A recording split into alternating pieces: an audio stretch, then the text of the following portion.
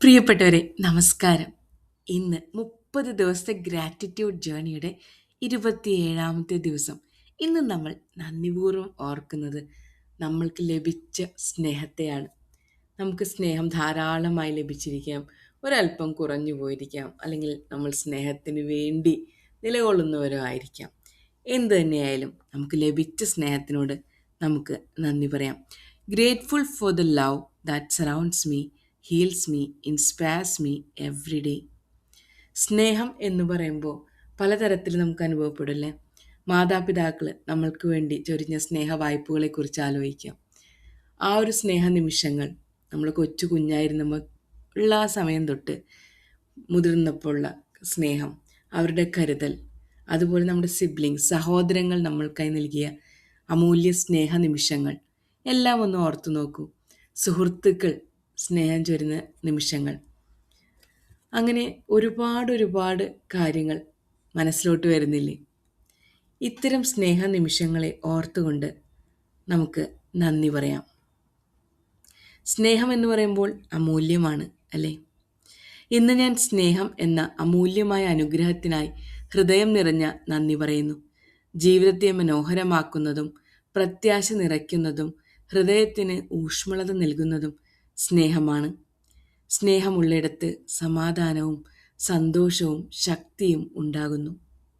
എൻ്റെ കുടുംബത്തിൽ നിന്നും സുഹൃത്തുക്കളിൽ നിന്നും എന്നെ സ്നേഹിക്കുന്ന ഓരോരുത്തരിൽ നിന്നും ലഭിക്കുന്ന സ്നേഹത്തിനും കരുതലിനും പിന്തുണയ്ക്കും ഞാൻ നന്ദിയുള്ളവനാണ്. അവരുടെ സാന്നിധ്യം ജീവിതത്തിലെ പ്രയാസങ്ങളെ ധൈര്യത്തോടെ നേരിടാൻ എനിക്ക് ശക്തി നൽകുന്നു. സ്നേഹത്തെക്കുറിച്ചുള്ള അഫർമേഷൻ പറഞ്ഞാലോ? I'm grateful for the love in my life.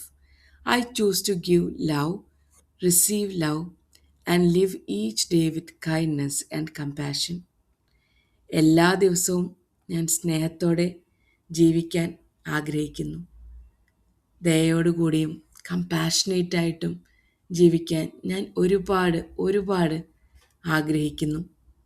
എനിക്ക് സ്നേഹം നിറഞ്ഞ നിമിഷങ്ങൾ തന്ന ഓരോ സന്ദർഭത്തെയും നന്ദിയോടുകൂടി ഓർക്കുന്നു. എനിക്ക് മറ്റുള്ളവർക്ക് സ്നേഹം പങ്കുവയ്ക്കാൻ കഴിയുന്നതിനും ഞാൻ നന്ദിയുള്ളവനാണ്.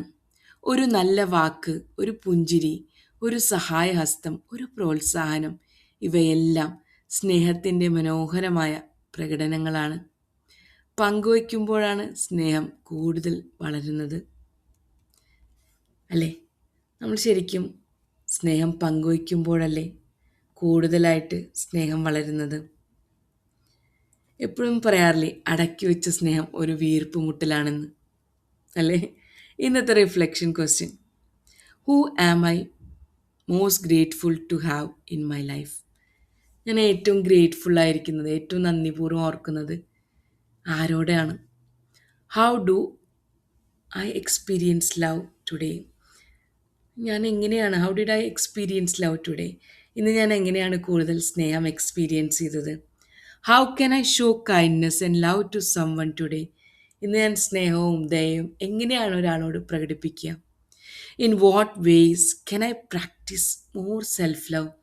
സ്നേഹം എന്ന് പറഞ്ഞാൽ മറ്റുള്ളവരെ കൂടുതൽ സ്നേഹിക്കുന്നത് മാത്രമല്ല, നമ്മൾ നമ്മളെയും കൂടി സ്നേഹിക്കാൻ ഓർക്കണം. അപ്പോൾ ഇന്നെങ്ങനെ എനിക്ക് സെൽഫ് ലവ് പ്രാക്ടീസ് ചെയ്യാം?